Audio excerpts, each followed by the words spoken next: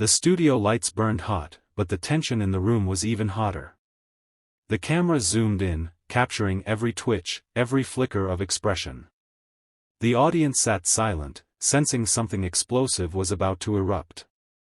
Across from Donald Trump sat Denzel Washington, calm but unflinching, his eyes sharp as blades. The moderator barely got the introduction out before Denzel leaned forward, his voice low yet cutting enough to slice through the silence. "Donald," he said, pausing just long enough to make every ear lean in, "America isn't blind. They see what's happening. They see the lapses, the confusion, the stumbling speeches. And the truth is, this isn't new. Alzheimer runs in your family, doesn't it?" The room froze. A collective gasp echoed through the audience, as if every person had inhaled the same breath at once. Trump's face flushed crimson, his jaw tightening, his hands gripping the table like he might crush it into splinters. He snapped his head toward Denzel, his voice booming with outrage. "You don't talk about my family. You don't bring them into this." Trump roared, his finger jabbing the air like a weapon. "This is a witch hunt, it's lies, it's disgraceful. I'm sharper than anyone in this room, sharper than you." But Denzel didn't blink. His calmness only deepened the sting. "Sharper? Then why does the world keep watching you stumble through your sentences? Why do leaders whisper about your incoherence behind closed doors? Why do your own relatives, Mary Trump included, talk about decline they've seen firsthand?" The audience erupted, some gasping, others clapping, a few even shouting. The tension broke into chaos as Trump pounded the desk, his voice cracking with fury. Denzel just leaned back, hands folded, eyes steady. "You can yell all you want," he said evenly. "But America is wondering if the man who wants to lead them is even capable of finishing a thought." The cameras caught every angle, the fury on Trump's face, the composure on Denzel's. Social media lit up instantly, clips flying across timelines, hashtags exploding. And this was just the first blow. The studio grew heavier after Denzel's opening line. Trump leaned forward, his lips curling into that familiar smirk, but his eyes revealed the sting.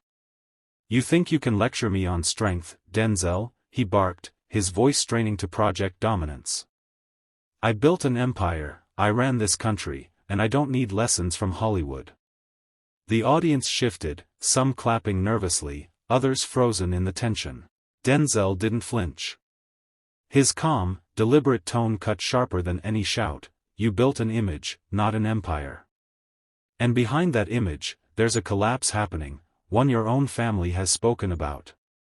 The room gasped at the reference to Mary Trump's public remarks, the psychologist niece who had warned the nation of her uncle's instability. Trump's face reddened, his hands slamming the table. "Lies. Family betrays family for money," he roared, but the outburst only made the silence heavier. Denzel leaned in slightly, his eyes narrowing. "The problem, Donald, is not that they betrayed you. It's that they recognized what you're becoming before the rest of the world did." The audience erupted, half in shock, half in applause. The tension turned electric, as if the very air might crack open under the weight of truth colliding with denial. Trump opened his mouth, but the words stumbled. For a moment, the most powerful man in the room looked small, and everyone watching felt it. The camera zoomed in on Trump's face, beads of sweat forming at his temple as he scrambled for a comeback. He pointed a finger at Denzel, his voice shaking between rage and desperation. "You don't know what it takes to lead, Denzel. You don't know the pressure, the sleepless nights, the attacks from every side. You sit in your movies and play heroes, I lived it." The crowd reacted with murmurs, some nodding, others shaking their heads. Denzel allowed the words to hang in the air, then spoke with a deliberate calm that hit harder than any scream. "You confuse chaos with leadership. Leadership means clarity, stability, strength of mind. But what we see is confusion, rants, memory lapses, and a trail of contradictions. When your own niece calls you unfit, when reports surface of you repeating the same sentences, forgetting names, this isn't about Hollywood. It's about reality. The audience gasped, the energy pulsing through the studio like electricity. Trump slammed his fist again. Fake news. Lies. Every word, he shouted, but his voice cracked under the pressure. Denzel's eyes narrowed, his tone icy. Families don't invent stories like that out of thin air.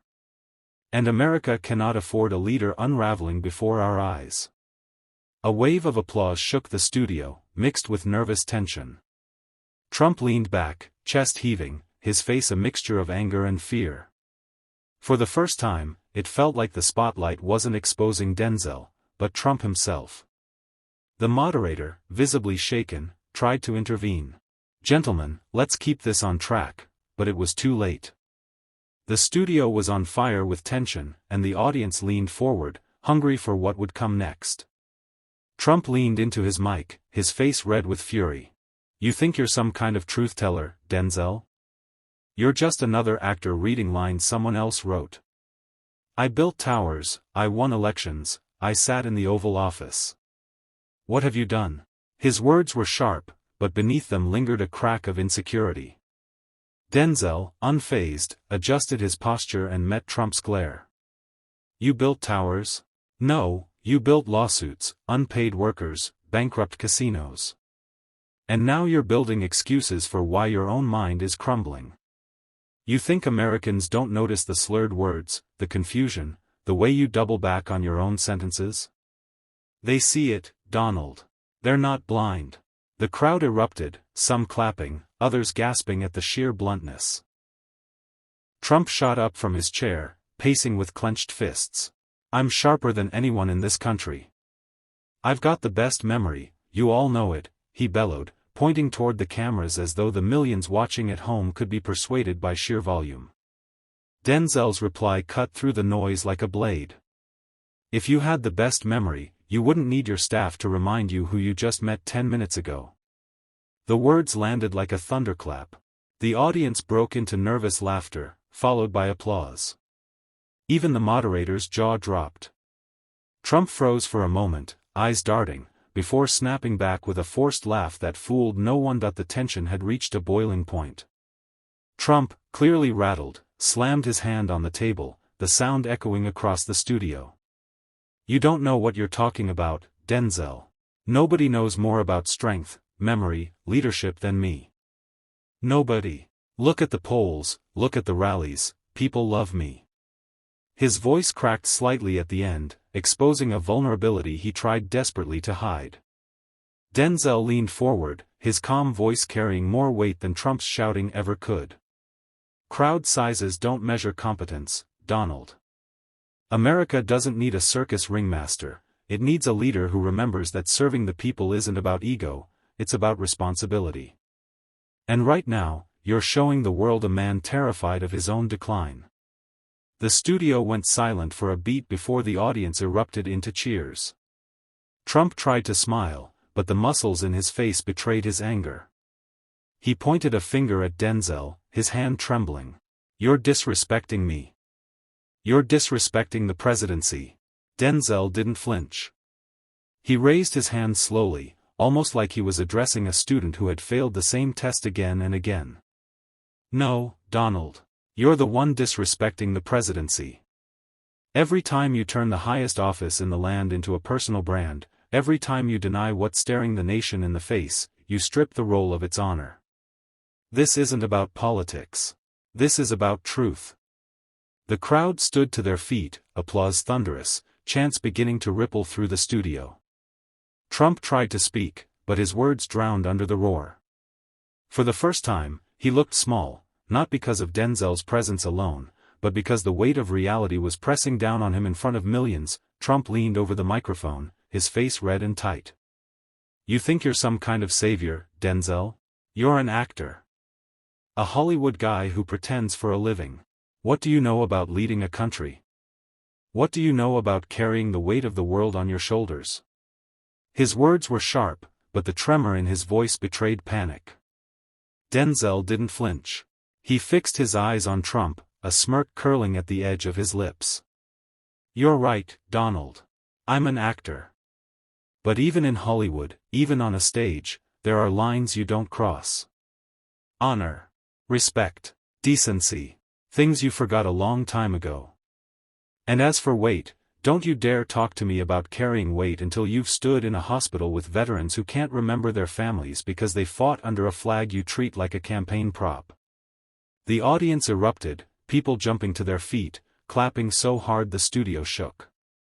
Trump clenched his fist, his eyes burning with fury and desperation. They love me, not you. They know I built this country back, he shouted, his voice cracking under the noise.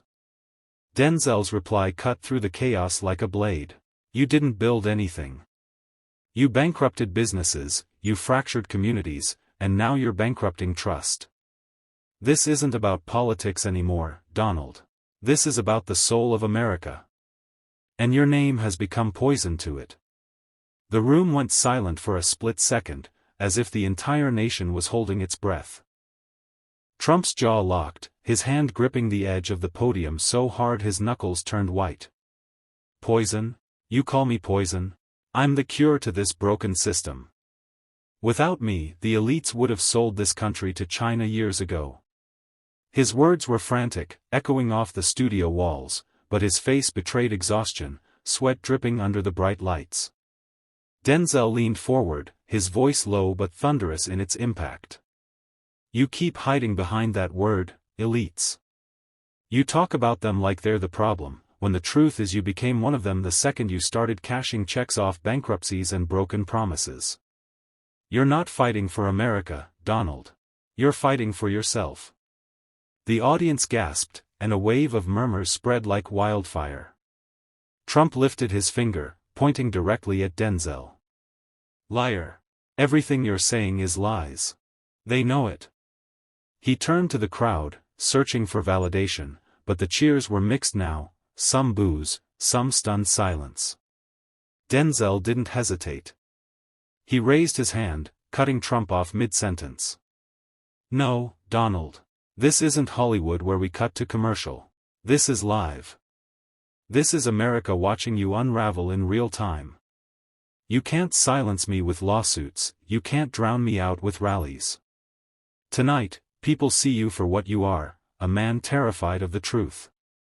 For the first time, Trump's eyes darted nervously across the audience. The defiance in his posture cracked for a heartbeat, and everyone saw it. Denzel, sensing the shift, leaned back and delivered the final strike of the exchange. History won't remember your excuses. It'll remember the collapse we're all witnessing right now. The studio roared, a sound so loud it swallowed Trump's sputtering attempts to respond. Trump tried to recover, pounding the lectern with his fist. This is a witch hunt. Always has been, always will be. They tried to destroy me with fake impeachments, with rigged elections, and now with this circus act right here. His voice cracked, desperation seeping through his bluster. He gestured wildly at Denzel, his tone bordering on pleading. You're an actor. You play roles for a living, you don't know the first thing about real leadership. Denzel didn't flinch. He leaned back in his chair, arms folded, and let the silence stretch long enough for Trump's words to echo back at him like an accusation he couldn't shake. Then, calmly but with cutting precision, he replied, You're right about one thing, Donald. I'm an actor. I step into roles to tell the truth about people, their struggles, their flaws. But what you've been doing? You've been playing the role of a president without ever respecting the script of democracy. The audience erupted, half cheers, half laughter, and the sound burned through Trump's defenses. He tried to speak over it, but the volume swallowed him whole. His face flushed red as he barked, Fake news. This whole show is fake. Denzel raised a hand, commanding attention with ease. Fake? Let's talk fake. Fake promises to workers whose pensions you gutted. Fake compassion for soldiers you called suckers and losers. Fake patriotism while you dodged accountability every single time it mattered. You want to call me an actor? Then you're the one pretending to be a patriot when in truth, you're just cashing in on America's pain. Trump's mouth opened, but no words came out. For a split second, the silence around him was deafening, every camera, every pair of eyes locked onto him, watching him falter. And Denzel twisted the knife. The difference, Donald, is when the credits roll on me, people applaud. When the credits roll on you, history will close the curtain in shame. The crowd's eruption this time was thunderous, the kind of roar that felt like a verdict. Trump's jaw tightened as the audience's roar refused to fade. He slammed his palm against the table, the microphones rattling. You don't get to lecture me. I built an empire. I sat in the most powerful chair in the world. And guess what, Denzel? Millions voted for me because they believed in me, not you, not Hollywood, not your speeches. His tone cracked, his face a storm of anger and insecurity. Denzel leaned forward, finally closing the distance, his stare sharp as a blade. Millions believed because you sold them a dream wrapped in lies. You talk about empire? Empires built on deception crumble faster than sandcastles in the tide. And your empire, Donald, has already begun to collapse. The studio went dead silent. Even the cameras seemed to hang on every word, zooming in on Denzel's face, capturing every line of resolve. Trump blinked rapidly, his lips trembling before he forced out a laugh, brittle and hollow. You think you know more than me? You think people would choose you over me? You're just another voice in a long line of critics. They said I couldn't win once, and I did. They said I'd be gone, and I'm still here. Denzel's reply hit with the force of a hammer. Still here? That's not strength, it's stubbornness. It's a man clinging to a stage he should have left years ago. You're not leading anymore, Donald, you're dragging America down with you. And the sad part is, deep down, you know it. Gasps rippled across the audience. Trump froze, caught between rage and the fear of what everyone could now see written on his face, doubt. Denzel drove it home. This isn't about votes or fame. It's about legacy. And your legacy, Donald, is corruption, chaos, and cruelty. History doesn't care how many rallies you held, it cares how much damage you left behind. The crowd rose to its feet, clapping and shouting, the studio alive with raw energy. Trump's eyes darted to the cameras, realizing millions weren't just watching, they were judging. Trump rose from his chair, face red, pointing at Denzel as though the gesture alone could silence him. You don't define my legacy. You don't define America. I built towers that scraped the sky, I stood in the White House, and I'll stand there again. You? You're just a man running his mouth. His voice thundered, but it trembled at the edges, more desperation than dominance. Denzel didn't flinch. He stood too, meeting Trump eye to eye. His calm carried more weight than Trump's shouting ever could. You built towers, yes. But not with your hands, with borrowed money, broken contracts, and crushed workers. You didn't raise America, you drained it. And every time you brag about what you've built, you remind this nation of how much you've taken. The audience erupted, half in cheers, half in gasps, as Trump pounded the table again, veins bulging on his temples. Lies. All lies, he barked. But his words couldn't drown out the momentum Denzel had seized. Denzel stepped closer, his voice slicing through the noise. You think you can scream your way into history? History doesn't bow to tantrums, it bows to truth. And the truth, Donald, is that America deserves better than a man who mistakes power for service, who mistakes greed for greatness, who mistakes himself for the country. For a moment, silence gripped the studio, a heavy pause that felt like the entire nation holding its breath. Then, the audience roared like a tidal wave, applause, whistles, chants. The camera zoomed in on Trump's face, flushed, fists trembling, lips tight as though he was biting back an explosion he couldn't control. Denzel leaned in one last time, his voice low but powerful enough to echo through every living room. You call yourself a leader. I call you what history will, America's cautionary tale. Trump froze, the words hanging in the air like a verdict. And with the crowd chanting Denzel's name, the broadcast cut, leaving the world stunned, split, and unable to look away. Trump shouted, but Denzel's words hit harder than any outburst. Tonight wasn't just a debate, it was a clash between power and truth. And truth walked away undefeated. The question now isn't what Denzel said, it's whether America is finally ready to listen.